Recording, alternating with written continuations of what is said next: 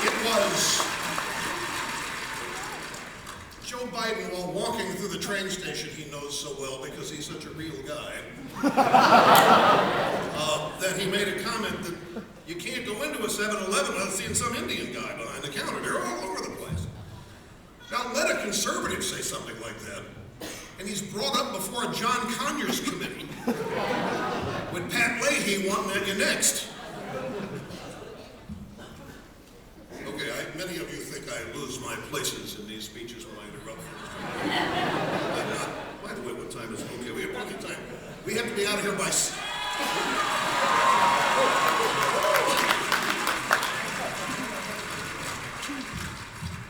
We have to be out of here by 6, otherwise there's... All right, okay. Depends on how you behave. I'll decide.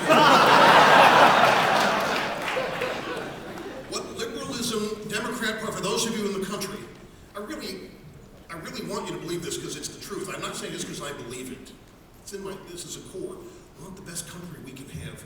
We want the most prosperous people. We want to be growing. We want to lead the world. We want everybody to want to come here legally. We want this country to be so damn great. And we just cringe to watch it, basically capitalism be assaulted and our culture be reoriented to where the people that make it work are the enemy. That's not the United States of America. The people that make this country work, the people that pay in their mortgages, the people getting up and going to work, striving in this recession to not participate in it, they're not the enemy. They're the people that hire you. They're the people that are going to give you a job. They're the people that are going to give you a raise. The people that need you to do work for them.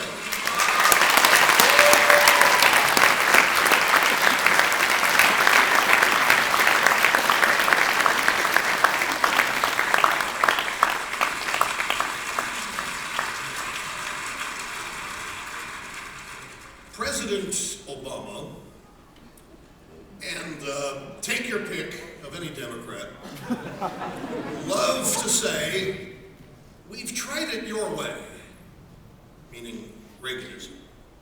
We've tried it your way. We tried it your way in the 80s, it didn't work. We tried it your way last 8 years, it didn't work.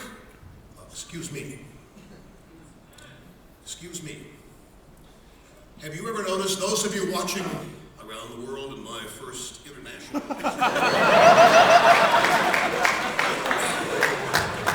Fox is on some international satellites. They're watching this in the UK right now.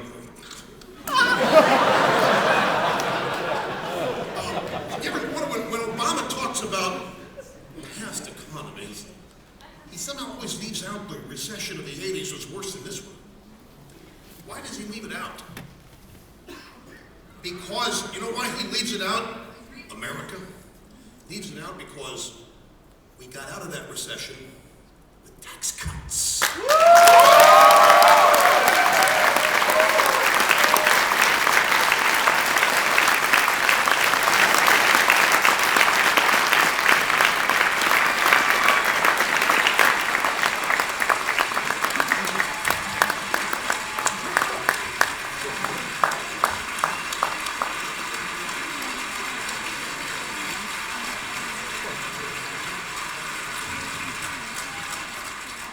And for those of you watching at home, I'm not nervous. It's just really hot in here. These people are wild.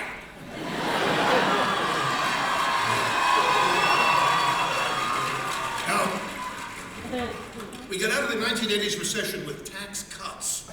Do you know that President Obama, in 6 weeks of his administration, has proposed more spending than from the founding of the country to his inauguration?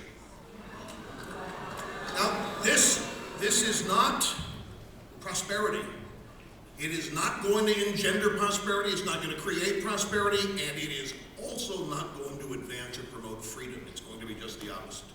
There are going to be more controls over what you can and can't do, how you can and can't do it, what you can and can't drive, what you can and can't say, where you can and can't say it.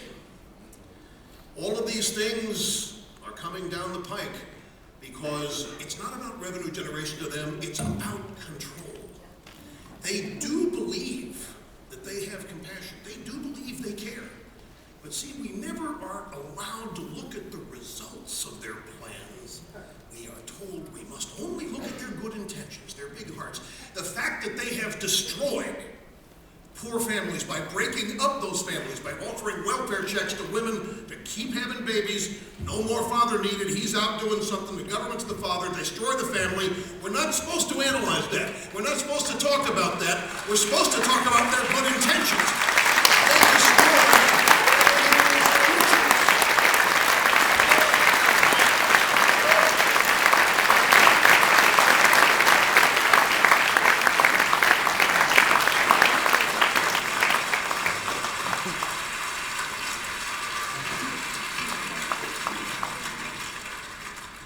Future is not big government, self-serving politicians, powerful bureaucrats. This has been tried, tested throughout history.